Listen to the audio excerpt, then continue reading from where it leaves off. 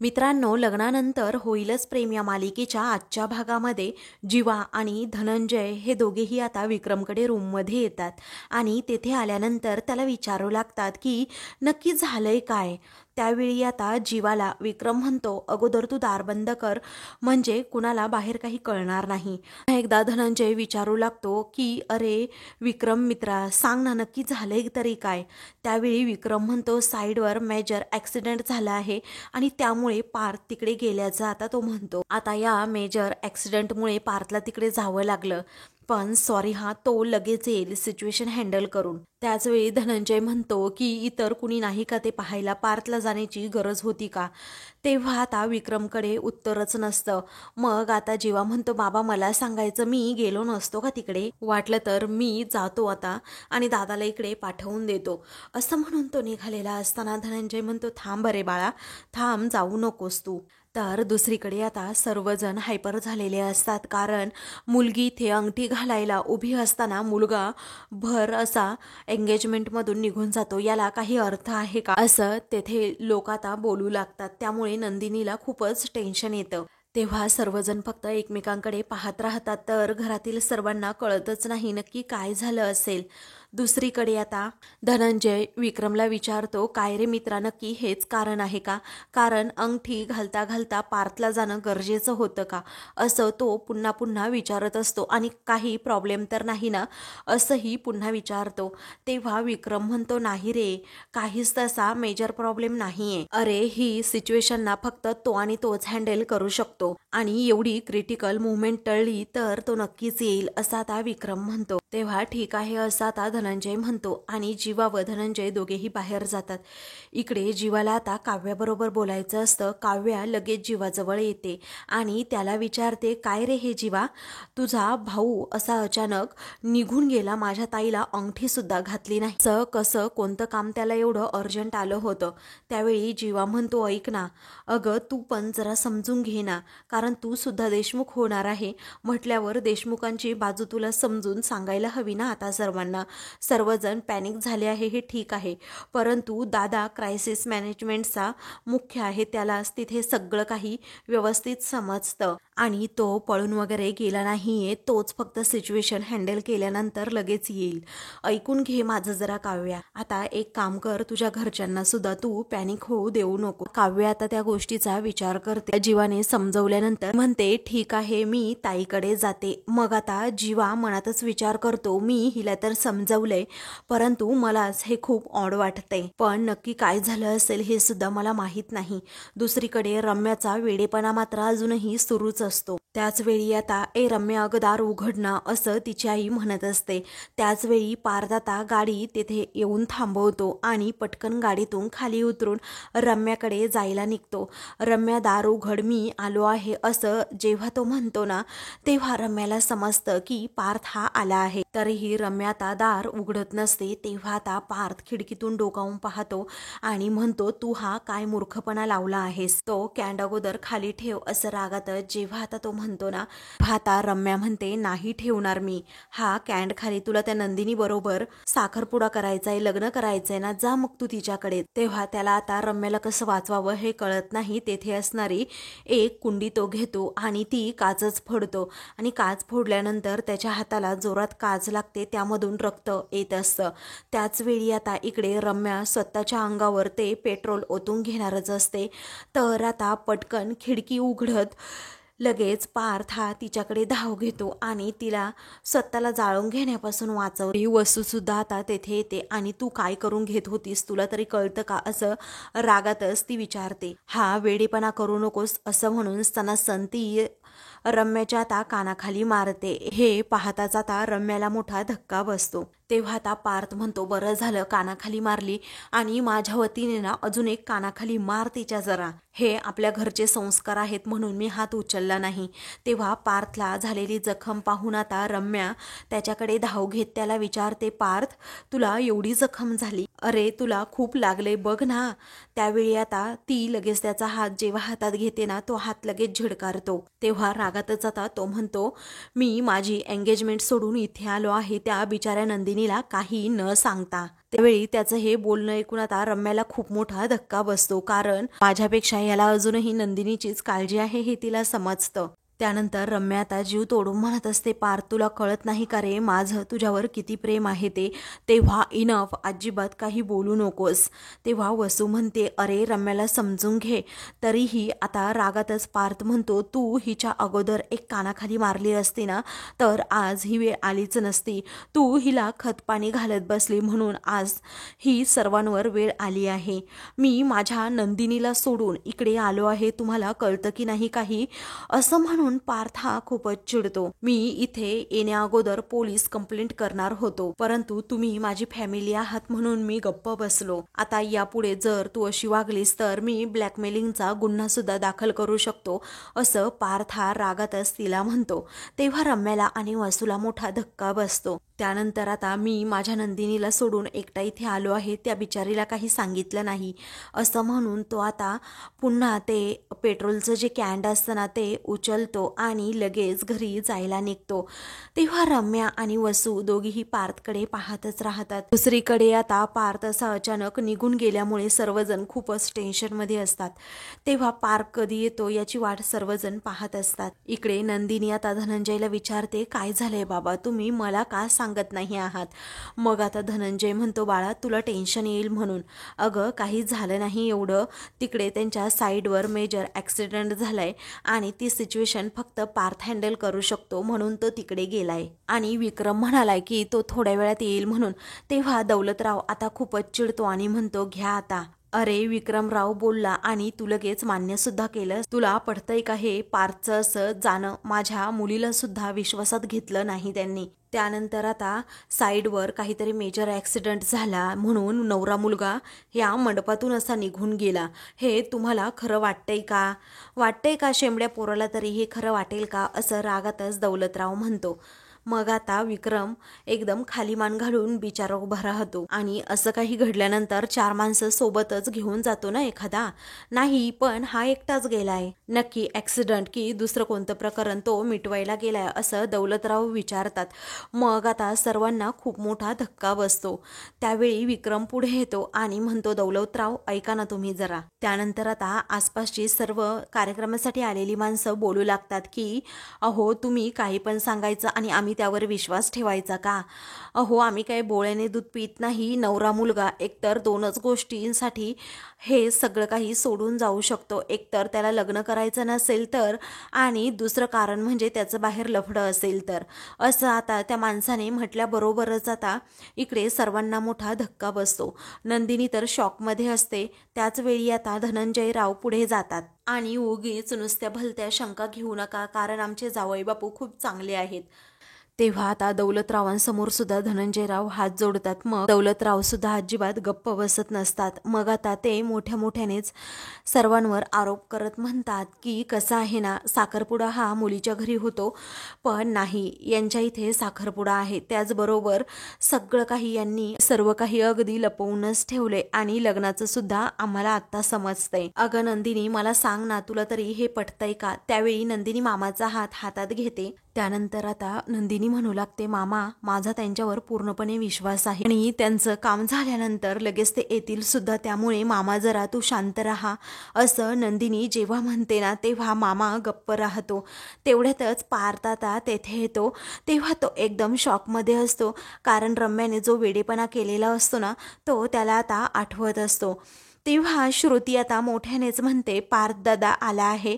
तेव्हा आता सर्वजण पार्थकडे पाहतात आणि सर्वांना खूपच आनंद होतो. तेव्हा पार्थ जरा घाबरलेला आहे हे जेव्हा नंदिनीला समजतं, तेव्हा ती पार्थला आता म्हणते की इकडे या पार्थ, तुम्ही शांतपणे बसा जरा. त्याचवेळी पार्थ आता तेथे बसतो आणि शांत शांत असतो. तेव्हा नंदिनी आता पार्थला विचारत असते की पार्थ, अहो तिकडे मेजर काही झालं नाही ना, कुणाला काही लागलं नाही ना. तेव्हा पार्थ पार्थ काही न बोलता एकदम शांत असतो. त्याचे हात आता थरथर कापत असतात. ते पाहून आता नंदिनी त्याचा हात अगदी विश्वासाने हातात घेते आणि म्हणते की मी आहे तुमच्या बरोबर. त्यावेळी आता नंदिनीने असा हात हातात घेतल्यानंतर पार्थला जरा बरं वाटतं आणि तो लगेच आता उठतो. त्यावेळी आता तो लगेच म्हणतो आय एम सॉरी. नंदिनी म्हणते नाही नाही प्लीज असं बोलू नका, सिच्युएशन तशी असेल म्हणून तुम्ही तिकडे गेलात. आणि तुम्हाला एक सांगू का, माझा खरंच कोणताही गैरसमज सुद्धा झालेला नाहीये.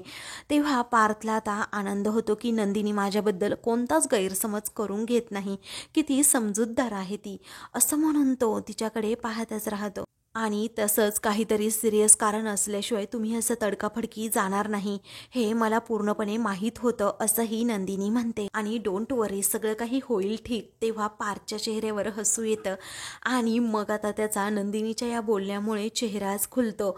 तो म्हणतो तुम्ही बोललात मला खरंच खूप छान वाटलं. तर मंजू मात्र एकदम शांत होऊन जाते, कारण तिचा प्लॅन हा फेल झालेला असतो. त्यानंतर विक्रम आता धनंजयला विचारतो काय रे धनंजय, आता आपण जरा पुढे सरकूयात का. तेव्हा धनंजय म्हणतो हो ठीक आहे. त्यानंतर आता नंदिनी आणि पार्थ हे दोघेही आता तिथे अंगठी घालण्यासाठी उभे असतात. दोघेही एकमेकांकडे पाहून अगदी गालात हसत असतात. तेव्हा पिहू आता दोघांच्याही अंगठ्या घेऊन तेथे येते. त्याचवेळी आता पार्थ हा हात पुढे करतो. तेव्हा आता नंदिनी तो हात पाहते आणि तिला आता खरंच कोलमडल्यासारखं होतं, कारण त्याच्या हाताला खूप जखम असते. तेव्हा ती विचारते हे काय झालं, तिकडे साईडवर लागले का. मग आता पार्थ काहीच बोलत नसतो. त्याला आता आठवतं की रम्याचा जीव वाचवताना कशाप्रकारे मला ती काच लागली आहे. त्यावेळी आता नंदिनीच्या प्रश्नाचं काय उत्तर द्यावं पार्थला कळत नाही. मग आता तो म्हणतो की बहुतेक साईडवरच लागली असेल. तेव्हा नंदिनी म्हणते की अहो या बोटात अंगठी घातल्यानंतर तुम्हाला उगीच अजून जास्त त्रास होईल. तेव्हा आता तो म्हणतो की नाही तुम्ही प्रयत्न करा, नाही दुखणार. त्याच वेळी आता नंदिनी ठीक आहे असं म्हणते आणि बोटात अंगठी घालत असते. त्याचवेळी तिच्या हातातून ती अंगठी खाली पडते. सर्वजण आता खूप टेन्शनमध्ये येतात. ती अंगठी नेमकी आता जीवाने झेललेली असते. तेव्हा सर्वांनाच खूप आनंद होतो. सर्वजण आता त्याच्याकडे पाहून हसत असतात. तर काव्य आता वेल डन असं जीवाला म्हणते. त्याचवेळी आता नंदिनी म्हणते थँक्यू, पडू नाही दिली तुम्ही ही अंगठी. मग आता जीवा म्हणतो अशी कशी मी पडू देईल, कारण आपल्या माणसांसाठी जान भी हजीर है, असं म्हणून तो आता डायलॉग मारत असतो. तेव्हा सर्वजण पुन्हा एकदा त्याच्यावर हसतात आणि मग तो वातावरण अगदी हलकं फुलकं करून टाकतो. त्यानंतर नंदिनी म्हणते मी दुसऱ्या हाताच्या बोटात ती अंगठी घालते, उगीच काही प्रॉब्लेम नको आणि तुमचं हे दुखणं ना दुखायला सुद्धा नको, चालेल ना, असं ती सर्वांना विचारते. तेव्हा सर्वजण म्हणतात हो नक्कीच चालेल. मग आता नंदिनी दुसऱ्या हाताच्या बोटात ती अंगठी जेव्हा घालणार असते ना, तेव्हाच नेमका आता तेथे असणारा एक पाहुणा म्हणतो की तुमचा तर सगळा उपराच कारभार सुरू आहे. अंगठी कोणत्या बोटात घालायची आणि कोणत्या नाही हे तुम्हाला कळत नाही का, त्याच्या पाठीमागे सुद्धा एक शास्त्र आहे. त्याचवेळी आता मुकुंदराव म्हणतात की ओ काका तुम्ही काय बोलताय, कळतं का तुम्हाला.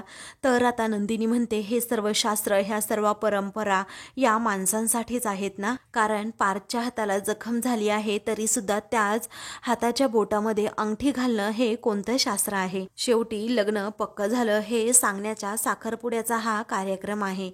लग्न पक्क झालं हे महत्त्वाचं आहे आणि ती अंगठी आता कोणत्याही हाताच्या बोटात घातली तर काय फरक पडतो, हो की नाही. तेव्हा पार्थ आता म्हणतो हो बरोबर आहे तुमचं. तेव्हा नंदिनी आता पार्थच्या बोटात अंगठी घालते. तर आता सर्वजण जोरात टाळ्या वाजवतात, सर्वांना आनंद होतो. सर्वजण त्या दोघांचं अभिनंदन करू लागतात. त्यावेळी जीवा आता म्हणतो दादा आता तुझी टर्न. मग आता पार्थ म्हणतो हो आणि ती एंगेजमेंट रिंग तो हातात घेत तिच्याकडे पाहतच राहतो आणि नंदिनी मात्र खूप गोड लाजत असते. तो बोटात आता अंगठी घालणार असतो. तेवढ्यातच आता लगेच काव्या म्हणते नाही हा, असं नाही अजिबात. मग आता तो विचारतो काय झालं आता. सर्वजण तिच्याकडे आता पाहू लागतात. तेव्हा ती म्हणते गुडघ्यावर बसून आमच्या ताईच्या बोटात अंगठी घालायची. त्यावेळी आता सर्वजण हो असं म्हणतात. मग आता पार्थ हा लगेच गुडघ्यावर बसतो आणि नंदिनीच्या बोटात अंगठी घालतो. तर आता सर्वजण खूपच खुश होतात. शेवटी फायनली आता नंदिनी आणि त्याचबरोबर पार्थचा साखरपुडा संपन्न होतो. सर्वजण त्या दोघांचं अभिनंदन करतात, दोघांना कॉंग्रॅच्युलेशन्स करतात. पार्थ नंदिनीकडे पाहतच राहतो, तर नंदिनी आता खूपच गोड लाजत असते. तेव्हा जीवा म्हणतो चला आता फोटो सेशन हे झालंच पाहिजे, असं म्हणून तो आता फोटोग्राफरला सर्व फोटोज काढायला सांगतो. त्यानंतर आता सर्व फॅमिली फोटोज वगैरे सुद्धा सगळ्यांचे काढून होतात. त्यानंतर आता जीवा हा हळूच फोटोग्राफरकडे जातो आणि त्याला म्हणतो, जी शेवटला सुंदर मुलगी उभी आहे ना, ती गोरी गोमटी, तिचे तू फोटो काढ आणि अगदी क्लोजअप. हा, ते फोटोग्राफर विचारतो तुमचा प्रेमाचा मामला दिसतोय. मग आता जीवा त्याला धक्का मारतो आणि त्याला विचारतो काय तुला आता सांगायची गरज आहे का? मग आता तो म्हणतो बरं ठीक आहे काढतो, असं म्हणून तो काव्याचे खूपच क्लोजअप असे फोटो काढतो आणि ते फोटो पाहतो. वाव असं हळूच म्हणतो. इकडे काव्याला लगेच क्लिक होतं की याने काहीतरी आगाऊपणा केलाच. त्यानंतर आता जीवा हा लगेच काव्याजवळ जाऊन उभा राहतो आणि मग लगेच इशारा करून फोटोग्राफरला जोडीने फोटो काढायला सांगतो. तेव्हा आता तो फोटोग्राफरसुद्धा हुशारच असतो. तो काव्या आणि जीवाचे एकदम छान छान असे जोडीने एकत्र फोटो काढतो. मग आता जीवा हा खूपच खुश असतो.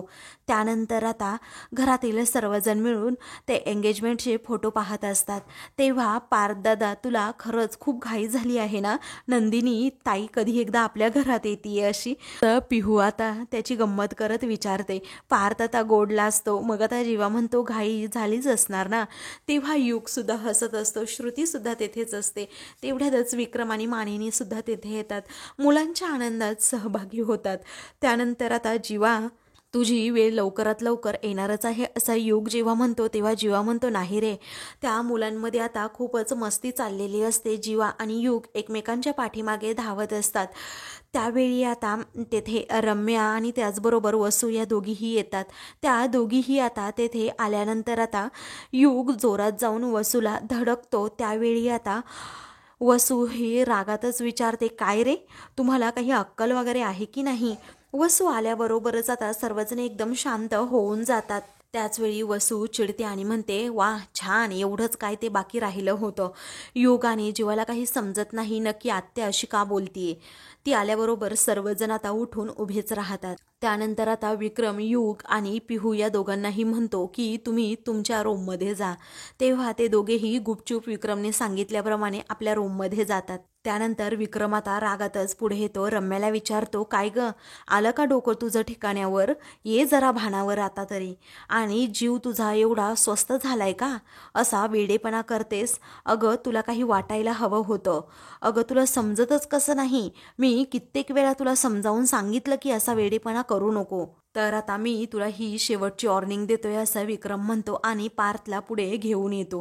त्याचवेळी जीवाला काही समजत नाही नक्की काय घडतंय. तेव्हा तो मानिनीकडे पाहतच राहतो. मानिनी त्याला खुणावून जरा शांत राहायला सांगते.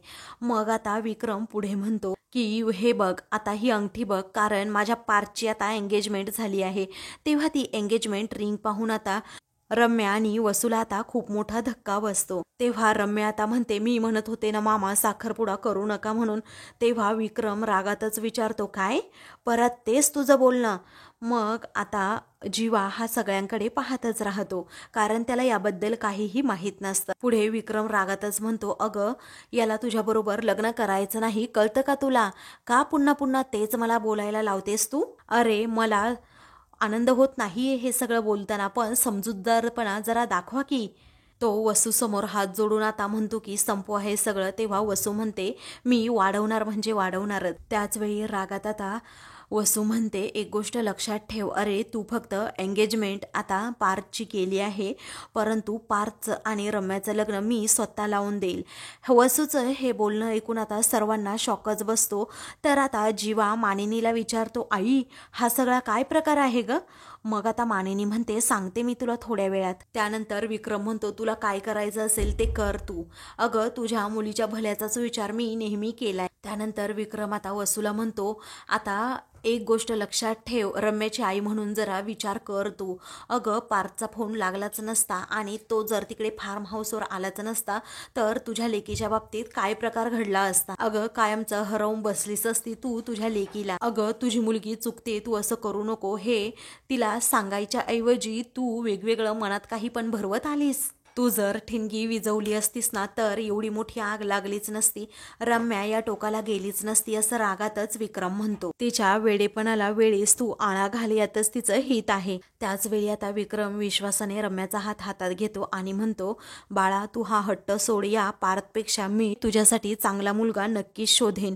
तेव्हा ती आता म्हणते, पण मामा माझं प्रेम, तेव्हा खड्ड्यात गेलं तुझं हे प्रेम, असं रागातच विक्रम म्हणतो. तेव्हा विक्रमचा हा चढलेला आवाज ऐकून सर्वजण शॉकमध्येच जातात.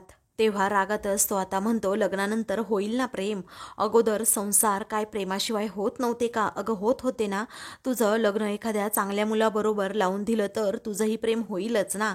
हट्ट सोड आता हा. तर आता मित्रांनो, पुढील भागामध्ये पत्रिका छापण्यासाठी नंदिनी पार्थ हे दोघेही येतात. तर मागे आता काव्य आणि जीवाची मस्ती चाललेली असते. तेव्हा तो माणूस आता विचारतो, नवऱ्या मुलाचं नाव, तर पार्थ असं आता स्वतः पार्थ सांगतो. तर नवरी मुलीचं नाव काय आता तो विचारतो. तेव्हा काव्या नेमकी आता नंदिनीच्या खोड्या काढते. तेव्हा काव्या अगं गप्प बस ना असं नंदिनी म्हणते. तर आता तो जो माणूस पत्रिका छापणारा असतो ना तो चुकूनच पार्थच्या तेथे नंदिनीचं नाव न लिहिता आता काव्याचं नाव लिहितो. तेव्हा सर्वजण आता एकमेकांकडे पाहू लागतात. तर दुसरीकडे दीपक जो असतो ना तो आता नंदिनीला प्रपोज करतो. तेव्हा नंदिनीला मोठा धक्काच बसतो. इकडे आता रम्या ही पार्थचा हात पकडते. तेव्हा पार्थ तिच्यावर खूपच चिडतो. तर दुसरीकडे नंदिनी आता रागातच, हिंमतच कशी झाली माझा हात पकडण्याची असं म्हणून दीपकला ती सुनावते आणि त्याच्या सणासन कानाखाली मारते. अशाच मालिकेंची पुढील भाग पाहण्यासाठी चॅनलला सबस्क्राईब